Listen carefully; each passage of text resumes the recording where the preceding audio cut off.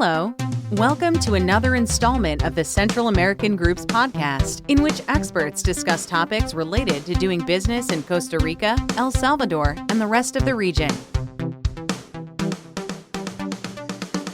Hello, welcome to another installation of the Central American Group's podcast. These discussions that we have with experts both in the organization and external to the organization are centered on doing business in the Central American region. Today we have an external expert. It happens to be one of the Central American Group's client companies and a representative from there. The name of the company is NAX, and I will let Robert Doty tell you a bit about his company and a little bit about himself, and after that we'll start with the questions. Sounds good, yeah.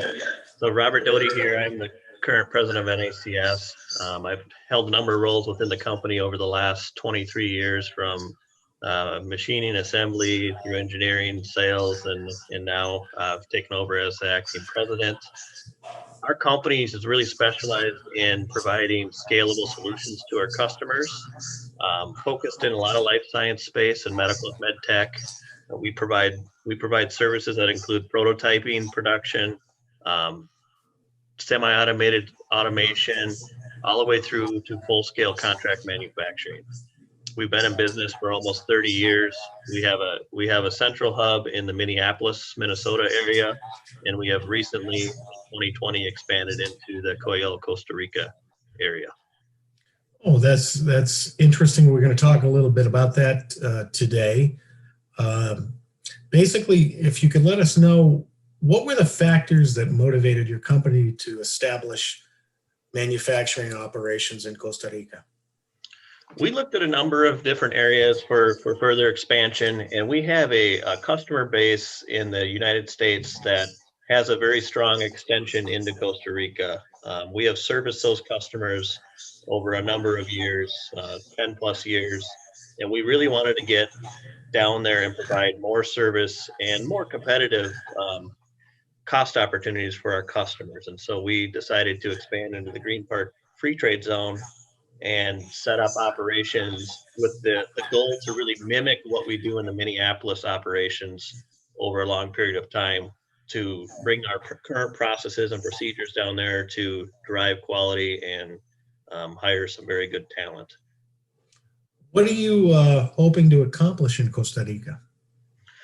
We're really hoping to really be closer to our customers so that we have great service and support and the ability to collaborate on new applications.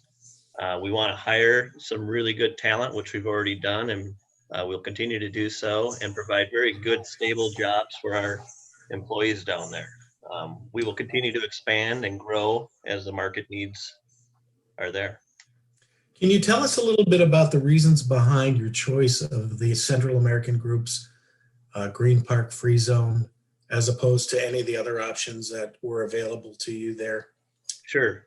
We looked at a couple of different options in the Costa Rica area, and we felt that the Green Park Free Trade Zone was the best option. We had a lot of confidence in we had to build out an infrastructure on an existing building, and we had very good confidence that it was going to happen on time and within budget, and it absolutely did. I think we were within a day or two of the original schedule, and we had to fight through the pandemic and some things like that throughout the process, and so that was really impressive for us, and it worked out really well. You know, Costa Rica is very well known for the quality of its workforce. It's got a very good educational system. As a matter of fact, it puts every year 8% of its GDP into education. So, given those circumstances, what have you found with regard to the Costa Rican workforce? What has your experience been with individuals in that workforce thus far? Yeah, we've been really excited about it. When we went to hire and really bring our people on board starting in September of 2020, we put a number of different job descriptions out.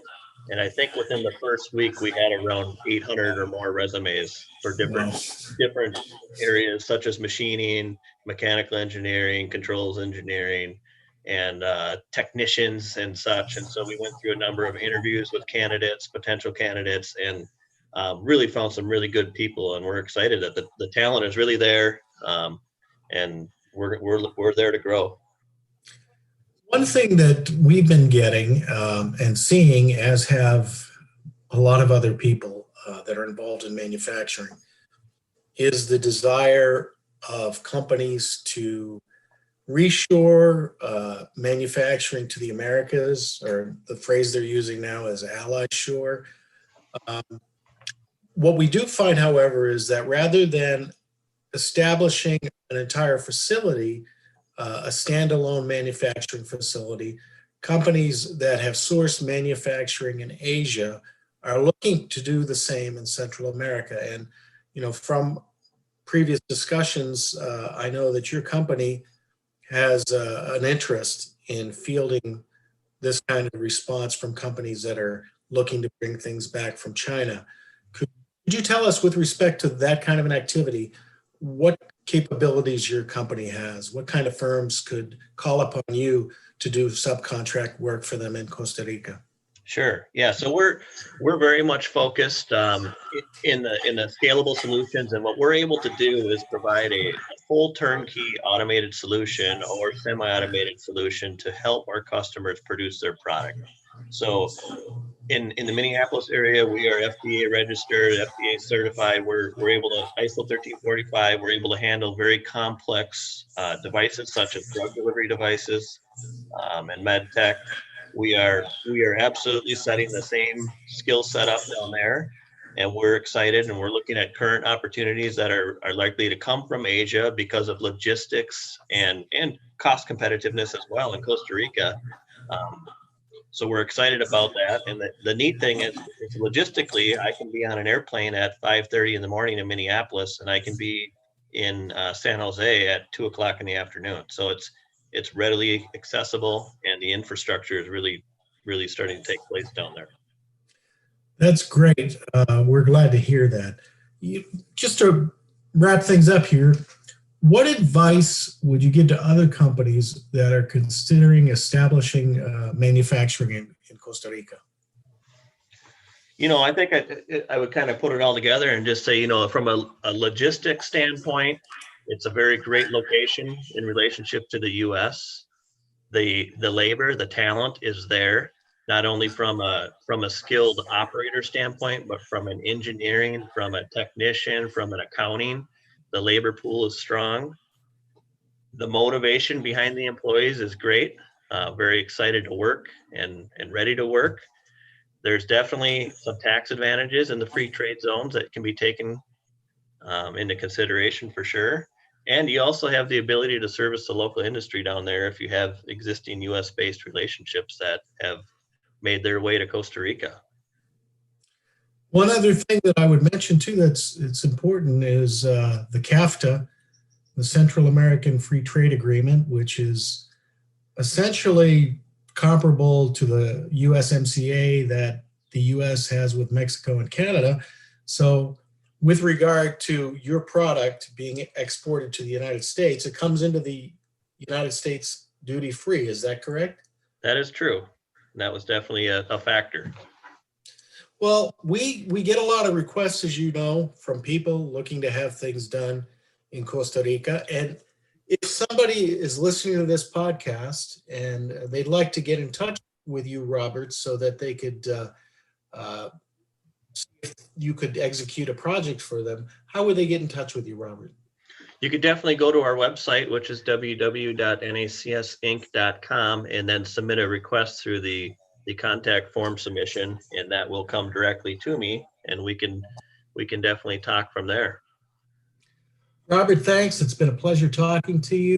We wish you abundant luck in Costa Rica, and actually looking forward to meet you in person someday. Sounds great. Thank you. Thank you for listening. Sign up to receive the Central American Group's quarterly newsletter by visiting www.thecentralamericangroup.com.